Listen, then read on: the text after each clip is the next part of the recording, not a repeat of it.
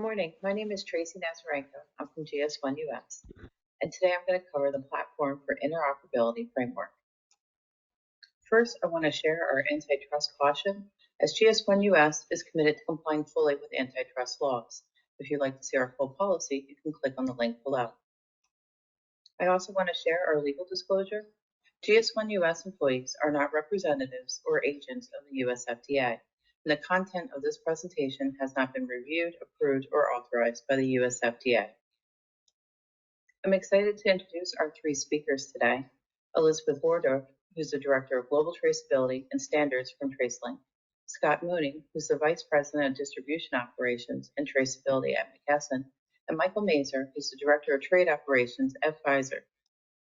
For the agenda today, I'll start off with doing a quick overview of GS1 Standards. Then I'll hand it off to Scott and Elizabeth to go over the DSCSA Stakeholder Playbook. And we'll finish up with the Q&A between Elizabeth, Scott, and Mike to answer some common questions that are being asked in the industry.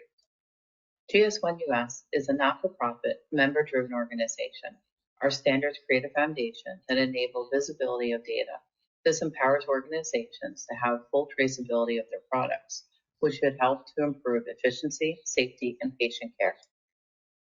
GS1 standards for identifying, capturing, and sharing information make it possible for companies to speak the same language, connect with each other, and move their business forward. Now let's review some of the GS1 standards that will be used to support item-level traceability in an interoperable manner. The two primary standards used to identify is the G10, the Global Trade Item Number, and the GLN, the Global Location Number. For data carriers to capture this information, the GS1 data matrix, which is a 2D barcode, is required for DSCSA. And the data exchange that can be used to capture the events of the life of that product can be shared using EPCIS. And I will cover more of these standards to come. The G10, the Global Trade Item Number, identifies the product, the what of the transaction. This number uniquely identifies the trade items at all packaging levels. Pharmaceutical manufacturers embed the NDC within the G10. Now let's discuss location identification. The global location number, the GLN, not only represents the where, but the who. It's a number that provides businesses the ability to know who is involved in the transaction and where things are located throughout the supply chain. So why are GLNs necessary? They're used to identify location, legal entity, and functions in electronic business transactions, like in EPCIS, the Electronic Product Code Information Service. EPCIS is recommended to provide and maintain the electronic data associated with transaction information and transaction statements that are required for DSCSA. GLNs are also a key identifier in the verification router service, which enables trading partners to send product information back and forth. As GLNs will become critical for DSCSA transactions, you can use GS1 US Data Hub location to share your GLNs with your trading partners. The GS1 data matrix, which is a 2D barcode, is used to capture the 4 product identifiers. The G10, which has the NDC embedded, the expiry date, the batch lot number, and the serial number. Now for data exchange, let's discuss EPCIS, the Electronic Product Code Information Service. It's a global GS1 standard for creating and sharing visibility event data to enable users to gain a shared view of the physical or digital objects. EPCIS captures and shares events of the product throughout the supply chain. As an example, a manufacturer will commission, pack, and ship the product. This represents the transactional data that's required for DSCSA. As it moves along the supply chain and ultimately ends at a dispenser, as an example, who will receive, unpack, and either dispense, destroy, or decommission that product. EPCIS is not one single database. It allows each party to keep its own data and share only with whom it chooses, while still maximizing interoperability. I just want to share some other resources for the industry. We do currently have an RX Secure Supply Chain Work Group, which is a broad cross-section of industry representatives from manufacturers to healthcare providers to associations. It provides a manner for subject matter experts across the pharma industry to develop guidelines, tools, resources for supporting the pharma industry and preparing for DSCSA. We also can provide education and training as well. And as an example, we have a DSCSA suppliers online certificate course and a dispensers online certificate course. So I'm happy to hand it over now to Scott and Elizabeth to go over the DSCSA stakeholder playbook. They'll first cover what is DSCSA, and then with 1 year left for November 2023, what needs to be the key preparation activities to meet the DSCSA requirements from a stakeholder perspective.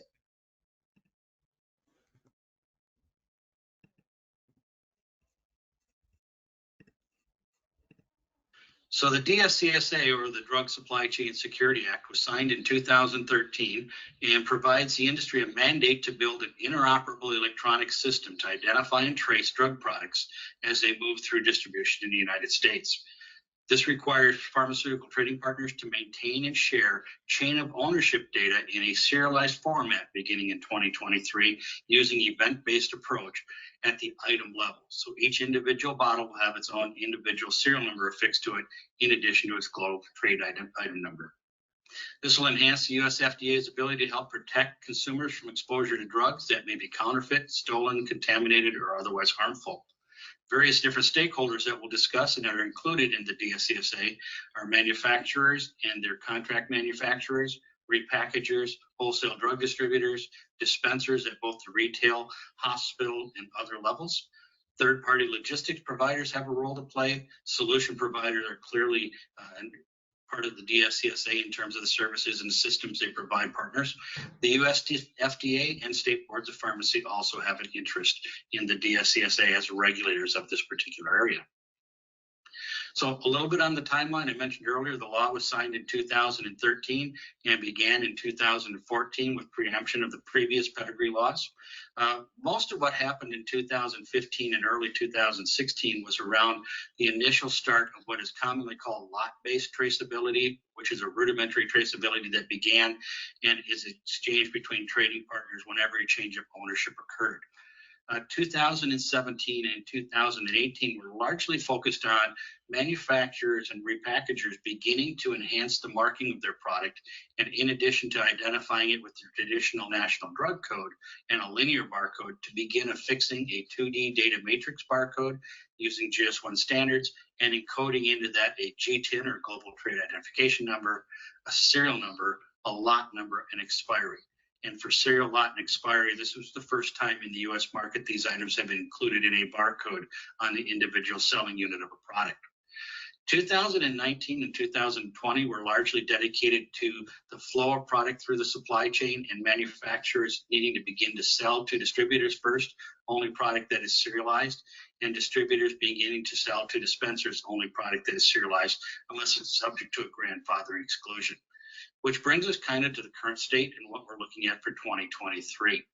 2023 is the last evolution of the DSCSA, and it's the serialized evolution of DSCSA. So even though product marking began back in 2017 and 2018, 2023 takes that product marking and elevates it to a level where that data is captured and shared between trading partners whenever a change of ownership occurs. So when a manufacturer sells a drug to a distributor, they're expected to provide DSCSA data that includes that serialized identifier, including the serial number, the lot number, the expiry in the data, in addition to the GTIN. And similarly, when a distributor sells to a dispenser, they're expected to include that serialized information in their data that they pass forward beginning on November 27th, 2023. So with that background, Elizabeth is going to come in and join us and walk us through the manufacturer and repackager perspective. Elizabeth? As Scott mentioned earlier, what we put together for you is a playbook that would help you prepare the various activities for complying with DSCSA. And what we've done is put together a playbook that takes different perspectives, first from the manufacturer, repackager, distributor, and then dispenser. And what we have compiled here is really a series of learning experiences that Scott and I have had for the number of years that we've spent in the industry. And we hope that this would bring you value. The way that we've organized this is that on the left are different business area categories. And for each of those categories, we're going to walk through different tangible steps that you could take to prepare. And along the line, refer you to certain resources and certain points of references that you could later on check out. So with that, I'm going to start off with the manufacturer repackager, and I'm going to let you know that I'm doing this because I have actually in my previous work experience prior to joining TraceLink, I spent about 20 years as a manufacturer. So what I'm going to be sharing with you and describing to you is very near and dear to my heart because in my prior role, I was responsible for preparing for serialization and onboarding our trading partners.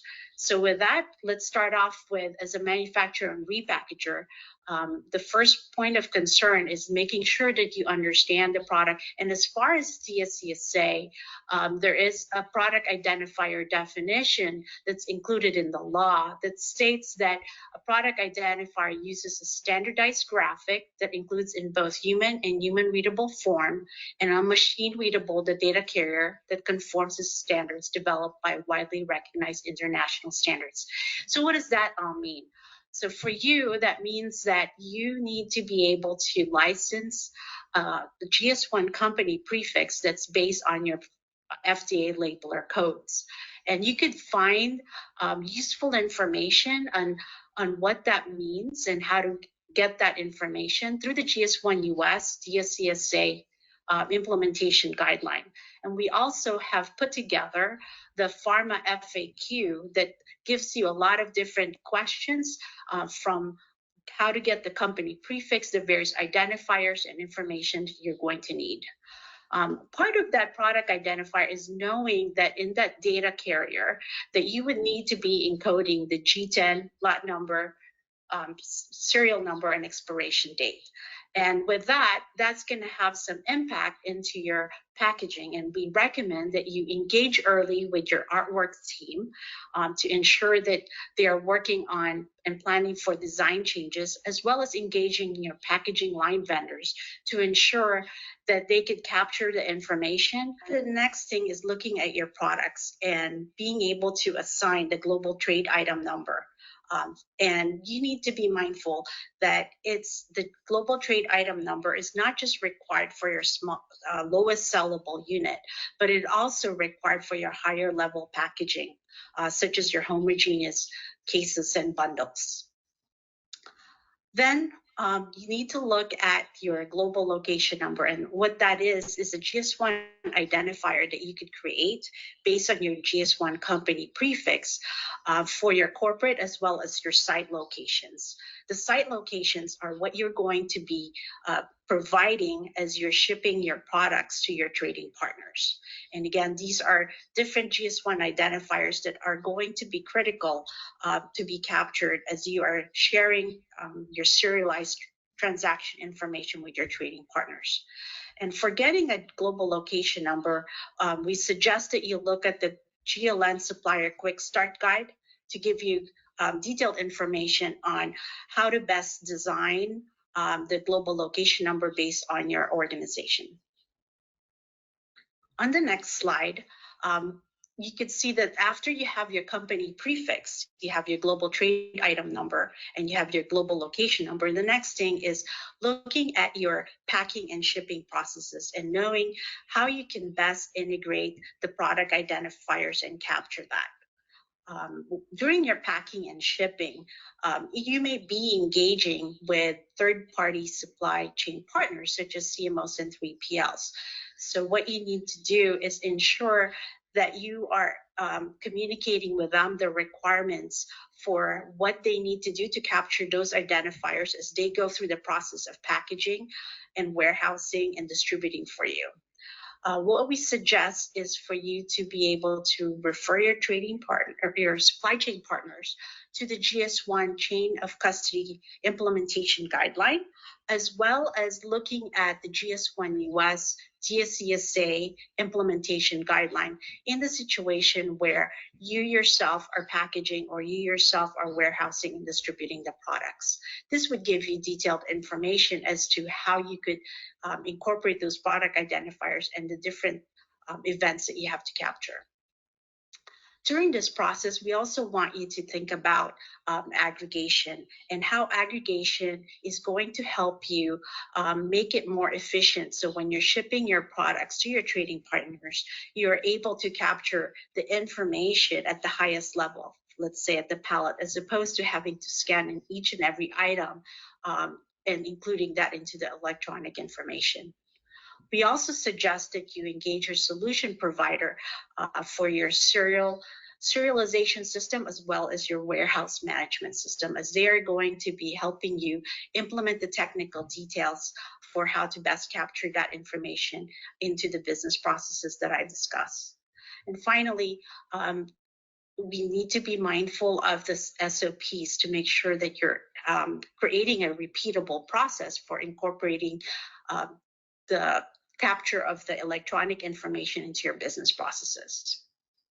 Now we're ready to basically look at how you're going to share this information with your trading partners. DSCSA requires that you are not just shipping the product information, but you're also providing your trading partners with the necessary information that support the transaction information as well as convey the transaction statement. With that, the industry has chosen EPCIS as that a standard vehicle to be able to convey that information to your trading partners. And again, the GS1 US DSCSA Implementation Guideline is a good resource for that, and we recommend that you work with your solution providers to help you implement the details. Now that you have the basics of establishing the master data as well as the technology that you're going to need to implement and share that information with your trading partners, you're now ready to engage in activities that would initiate the onboarding. And with that, you need to have the trading master data information. What that means is that you collect and share your global trade item numbers for your lowest sellable unit and your higher level packaging products, as well as be able to share your global location number for your corporate and your site locations. Now, sharing yours as well as collecting your trading partner, in this case, let's say a wholesaler, gathering that information is necessary so that when you are beginning to initiate your onboarding, that means a serialized exchange of information. You need to be able to agree on the communication protocol by which you're going to exchange the files. You need to also be able to gather the endpoints for which the EPCIS messages will be sent. It would also be advisable for you to establish and exchange contact information so that you know how to triage connection issues or exchange issues. And finally, you're now ready to start exchanging your files. Now we move on to the next step of that process. Now, we know that all these activities that I've described is not a one and done activity. We need to plan for the ongoing process. And with that, we want you to consider in your SOPs building a repeatable process for being able to monitor the exchange of information and be able to plan for managing exceptions that occur. Now, with the DSCSA, as I mentioned, it is not just the product that you're delivering to your trading partners, but it's also required for you to have that electronic digital twin to accompany that information. And in order to make sure that your products are not quarantined and that keeps moving through the supply chain, it is very important that you plan for managing those exceptions. With that, also, we know that the business environment changes. There's ongoing changes that you can anticipate. And for that, when you have new products or acquire new products, you need to be mindful of building processes for which you may need to be assigning new global trade item numbers and exchanging that with your trading partners. You may be adding new locations, and in that case, assigning new global location numbers and sharing that with your trading partners. Or you may be getting new FDA labeler codes, and for that, you would need to initiate getting a GS1 company prefix for each of those new labeler codes, and correspondingly assign the global trade item number as well as the global location numbers. Now, we also expect that you're going to be acquiring new trading partners, and for that, you'll need to be establishing the information exchange required for you to be able to onboard each of those trading partners and initiate the exchange of information. So far, we've talked about how you can meet DSCSA requirements for serialized exchange. Now, we also know that DSCSA has verification requirements for you as a manufacturer or repackager. Now, with this, in order to prepare for that, we know that for the product identifier, which is the global trade item number, G10, serial number, lot and expiry, your trading partners may be asking you to verify a product for the purpose of sellable returns, for suspect or illegitimate investigations, or in the industry has also given the provision for you for verification in terms of exception or status checks. And for this, we would I'd recommend for you to review the GS1 Lightweight Messaging Standard Implementation Guideline, which helps outline the various business scenarios that you will face as a manufacturer and repackager. Within the business scenario section of that guideline, which is actually in section 8, you will find the different combinations of responses depending on there's a positive response or a negative response.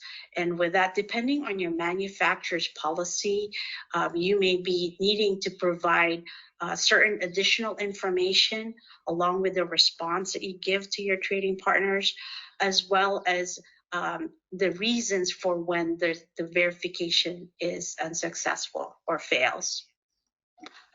The technical requirements, again, you could look at that implementation guideline, and we suggest that you work with your VRS solution providers to configure the way that you would like the responses to be given, again, based on your manufacturer's policy, what information you would provide as additional information, and how you would return verification, negative responses to verification. And with this, because verification is not only with your direct trading partners, verification could come with your indirect trading partners. And DSCSA has provisions that you need to be interacting with authorized trading partner. And in order to create a more efficient way for you to be able to prove to the party making the request that you are an authorized trading partner, or for you to be able to evaluate if the party making the request is an authorized trading partner, there is a verifiable credential solution that would help you automate that process of presenting your credentials, as well as checking to make sure that you say that you are who you say you are and that your partner is an authorized trading partner. We recommend that you engage the early adopter program that OCI offers, so that you could engage with verifiable credential issuers, as well as digital wallet providers that could help you implement the authorized trading partner credential. And then you could work with your VRS solution provider to ensure that that is presented in a systematic way. With that, we look at the verification operational process. And similar to the serialized exchange, we recommend that you look at your operational processes and establish SOPs to ensure that you're able to manage exceptions that come through. Now, I've gone over a lot of details, and I would want to say that in addition to the presentation that you will be receiving, we have in the appendix the detailed content, a much more descriptive way of the various activities, as well as a document reference, which is rich of source of resources that you can later refer to. And with this, you can see that various resources are organized, such as what pertains to manufacturers, wholesalers, and dispensers, and you have links that you could later review. And with this, at this point, I'd like to turn it over to Scott to walk over the wholesaler playbook. Well, great. As Elizabeth mentioned, her background in manufacturing, I want to tell you that I spent most of my professional career working as a wholesale drug distributor in various different roles. So I'm going to kind of walk you through the nuances around how DSCSA implementation for serialization affects wholesale drug distributors and try to talk about it in a fashion that's framed similar to the manufacturer conversation. So down the left-hand side, you'll see a lot of the same kind of categories that she just walked you through, but they have a different flavor in certain cases because a distributor not only is sending data as a manufacturer does, but a distributor also receives data. And another key difference is that a distributor doesn't create the product, but a distributor does create shipping containers and aggregates to them. So we'll start with that as our basic premise. And under the product identification requirement, probably one of the most telling differences between a manufacturer and a distributor is the distributor's not going to have to worry about creating and labeling the G10 or the SG10 onto the product, but the distributor's got an opportunity to create serialized shipping container codes, or SSCCs. And these are the container codes that may represent totes or repacked boxes or coolers that are packed with product and is shipped off to the customer for delivery. In order to be able to use a serialized shipping container code, a distributor is going to need to utilize their GS1 company prefix and create the SSCCs for those containers, affix those to that. That may require that you have to engage with your warehouse management solution in order to be able to create that SSCC, or you may be creating that SSCC in your serialization solution. So you need to talk to both of those systems to figure out where is the optimal place for you to do that. Eventually, you will need that SSCC reported to your serialization system, and you'll need it printed on the label. So there will be potentially some artwork changes as well, and that may involve your packaging vendor. Similarly to the conversation we had with the manufacturers about G10 setup, while a distributor is not assigning the G10, a distributor does need to have comprehensive understanding what G10s they're transacting with, so that as product comes in, the G10s are established in the repository in advance, and we can post transactional activity against those G10s as we're receiving data. They also need to be able to pass those G10s on to the customer. So there's master data work that has to be done here to understand that a G10 may represent an individual selling unit, a different G10 may represent the bundle for that very same product, and another G10 may represent the case again for that very same product. So you need to gather that information from your providers, from your suppliers, and post that into your system so you're ready to transact with those products as they come up. A distributor is also going to need to do GLN assignment and GLN setup.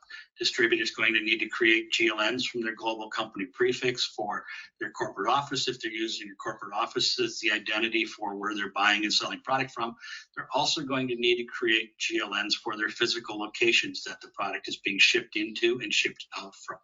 Again, the reference of the GLN supplier quick start guide is available in order to help you understand how to set up those GLNs.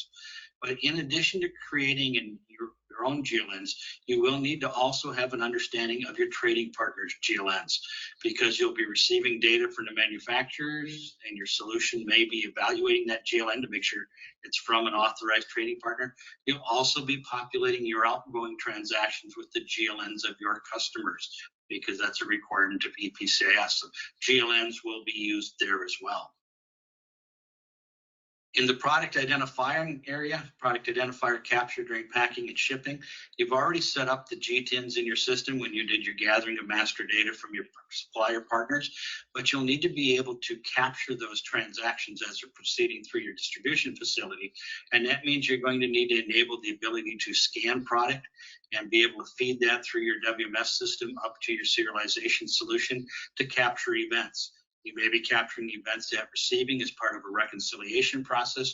You may be scanning product and capturing events on the outbound side in order to be able to first evaluate, do you have the necessary history for a particular item to sell it? Is the status of that item available for sale? And then to make the assignment of that item to be able to send it on to the customer.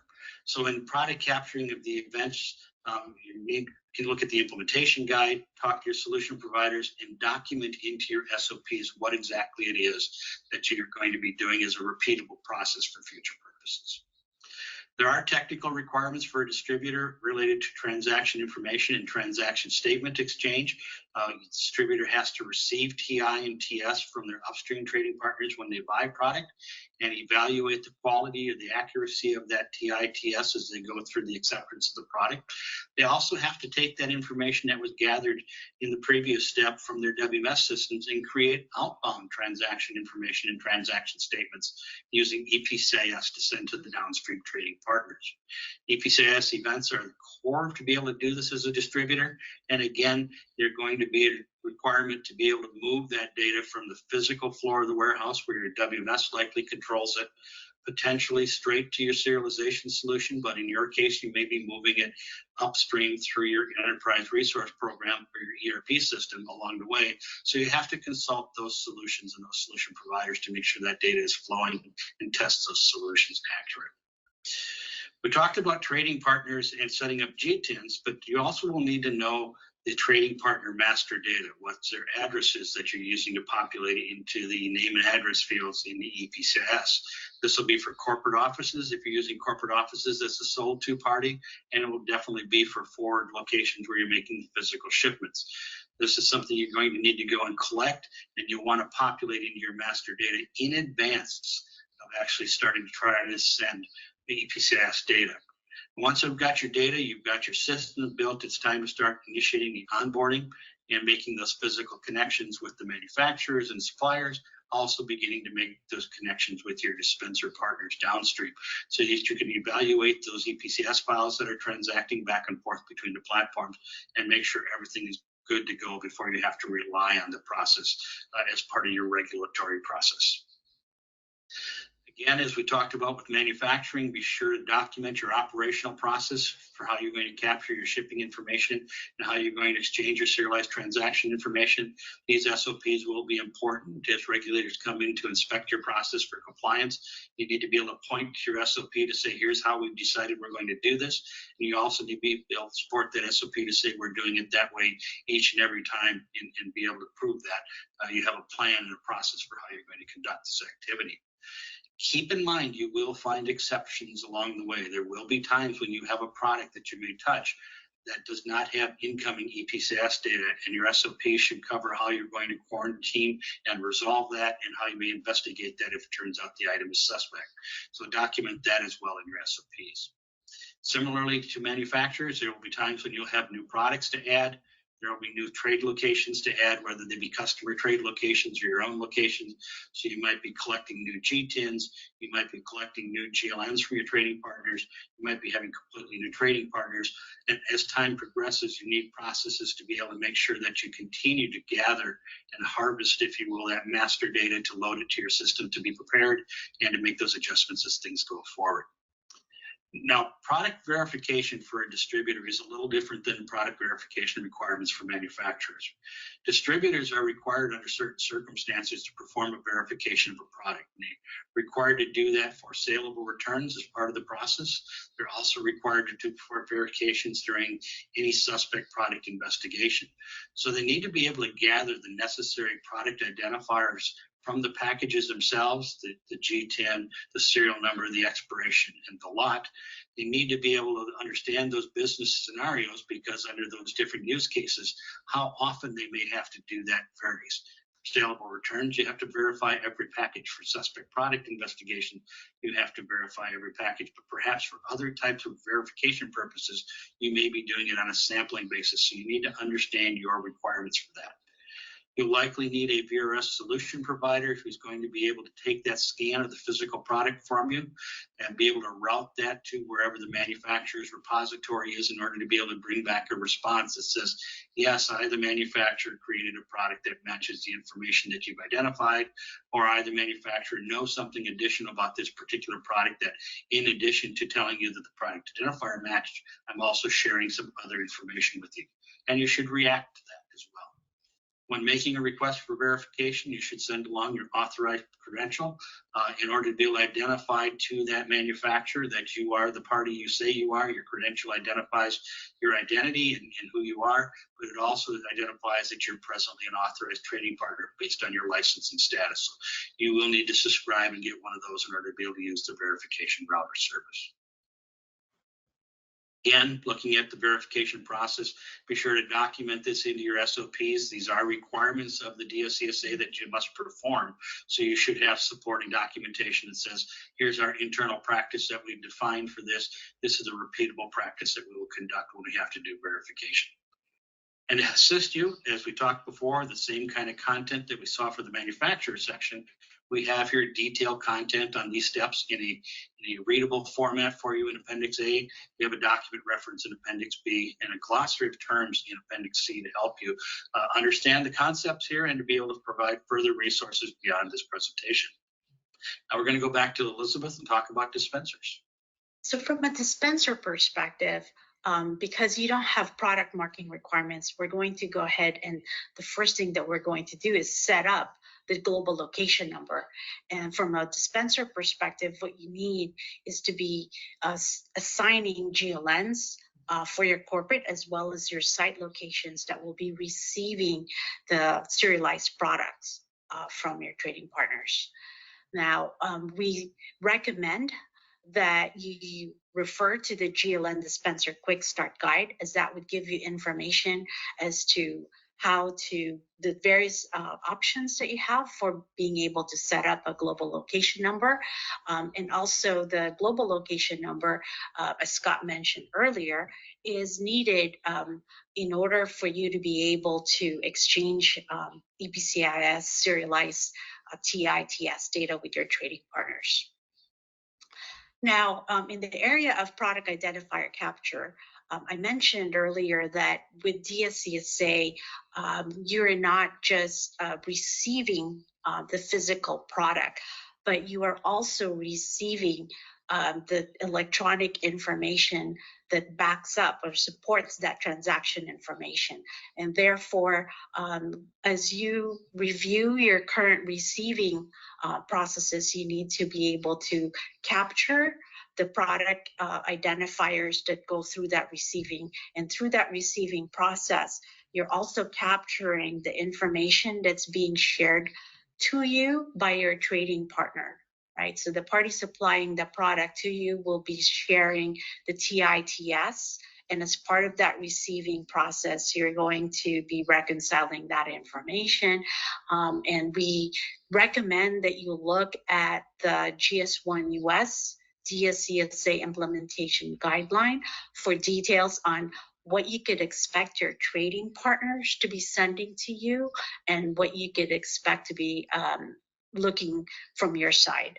And we also recommend that you work with solution providers to help you with the implementing these details. And we recommend that you document in your SOPs this revised process of not just doing the physical receipt, but in accounting for the incoming electronic information that accompany that physical shipment. Now, from a trading partner master data exchange, in order to prepare for that, you also have to collect and record your corporate and site location GLNs, as well as ask for that information from your upstream trading partners. And then as far as initiating the onboarding, we recommend that you also establish the EPCIS endpoints, as well as exchange and establish contact information with your trading partners so that they know who to contact, you know who to contact when these file exchanges are taking place or issues arise, and then you can begin exchanging the files.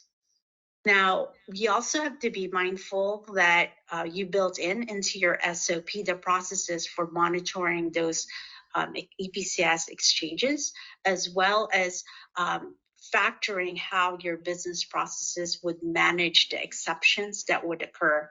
As we have been talking about, it is quite possible that there are going to be some potential issues that arise with your data that you're receiving, and it's important that you plan ahead on how to manage that so that you could receive the product successfully into your inventory.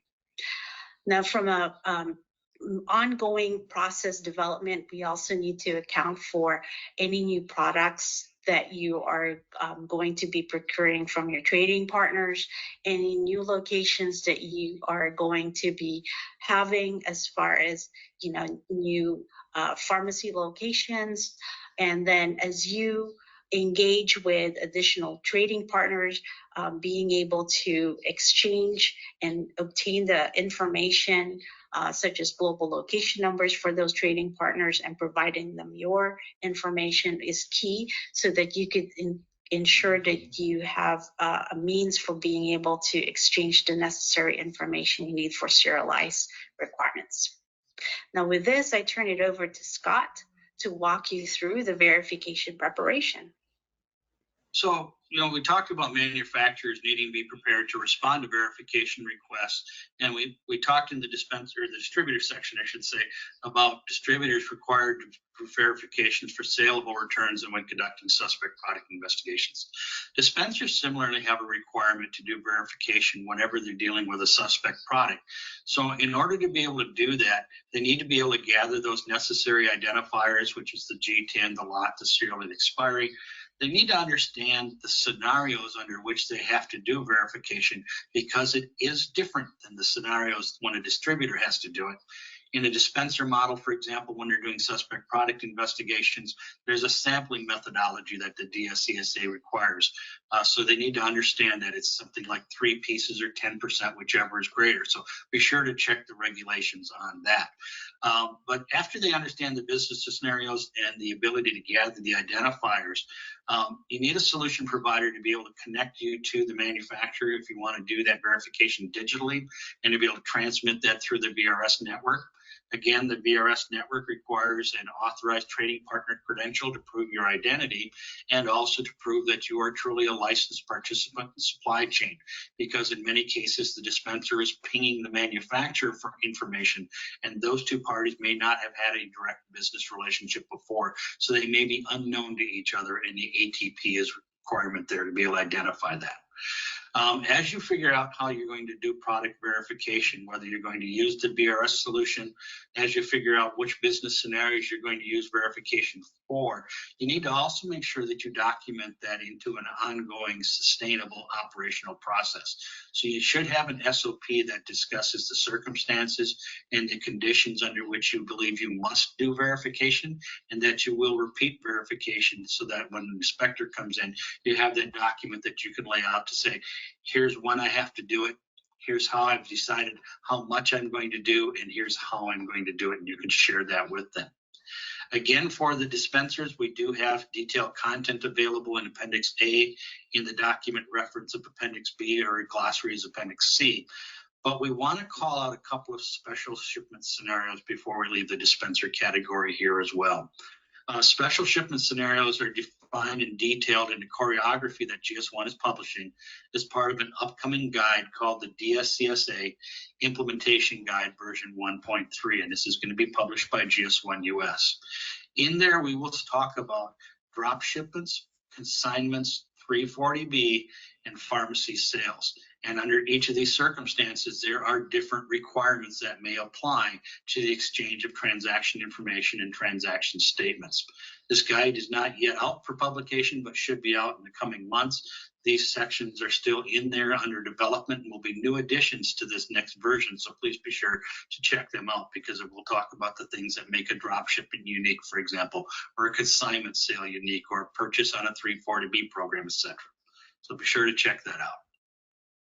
As a follow-up to that, it would be good to ask some common questions in the industry from different stakeholders within the supply chain. So my first question is for you, Mike, as a manufacturer. What are lessons learned that you've experienced and that others could leverage, that are especially ones that are downstream in the supply chain? You know, expected versus unexpected and so forth. Yeah, thanks, Tracy. And certainly at Pfizer, we've been at this since 2013 when the law was first passed. Lot traceability, serializing product, responding to verification requests. But certainly 2023, we're putting it all together. So what has been expected? Certainly we've all aligned. Industry is aligned on TI exchange being EPCIS, which is a new GS1 data share standard. For exchanging serialized data. So that's a method in which we're pushing data. So we've been certainly working for the past couple of years to be able to enable the serialized data exchange. So that was expected. Verification, we have a really robust interoperable system to responding to verifications requests in a sub-second manner. So at any manufacturer, when you scan that, if you're connected to the system, you get a sub-second response from that manufacturer verifying that product identifier. And certainly what was also expected is industry alignment on aggregation.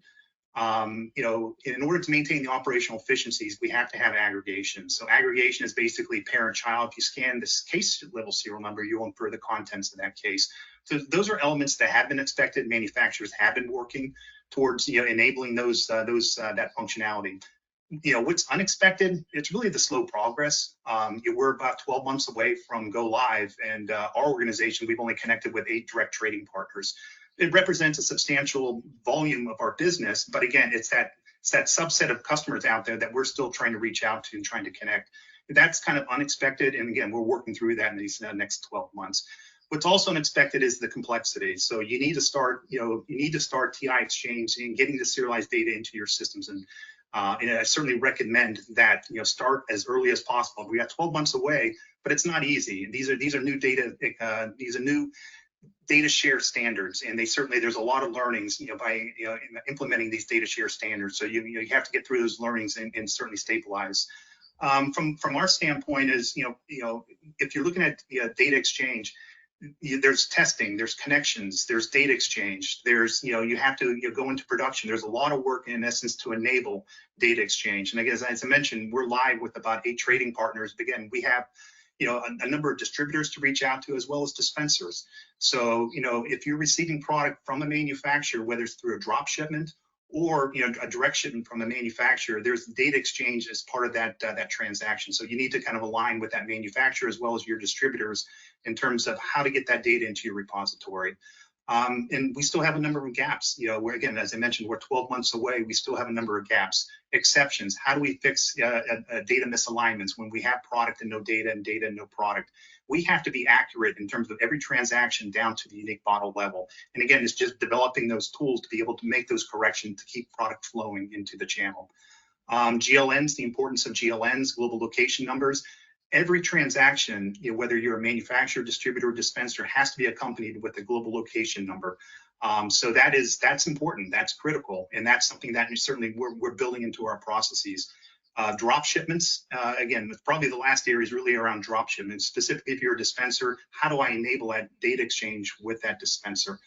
When I have a drop shipment, you're basically receiving product directly from the manufacturer, but the billing and all that is being routed through the distributor. So those are some of the things, just kind of from our lessons learned, what was expected, what's unexpected, what we're working through. Certainly, some of our experiences, I'd be more than happy to share additional experiences, but in some of the gaps that we still have, the industry still has some, we have 12 months, but we have a lot of work left to do in 12 months. So Tracy, back to you. Great, thank you very much. So Scott, as a wholesale distributor, what are you seeing? What are kind of challenges? You have a kind of a unique perspective with being kind of in the middle of the supply chain, and what are you seeing from your view? Well, I'll start by saying, we went through in the earlier part of this presentation talking about all the things that need to be done. And I think a lot of the what needs to be done has been identified. We're more into the actual going out and doing it now at this particular point. Mike says we've got about 12 months left for this. I'm going to take credit that we have 12 months and 20 some odd days, or I guess by the time this video plays, it's going to be more like about 16 days, but we're going to need all 12 months and 16 days to do this. Distributors, when it comes to DSCSA, are very aligned with the notion that we're going to use EPCIS for the transfer mechanism for the transaction data. We're going to use GLNs to identify the party, and that's probably the easy part of where we're at the moment. Yes, there's a lot of master data that we have to deal with, but we're at that stage where we have to connect both to our upstream trading partners and to our downstream trading partners. And time is probably our biggest challenge at the moment.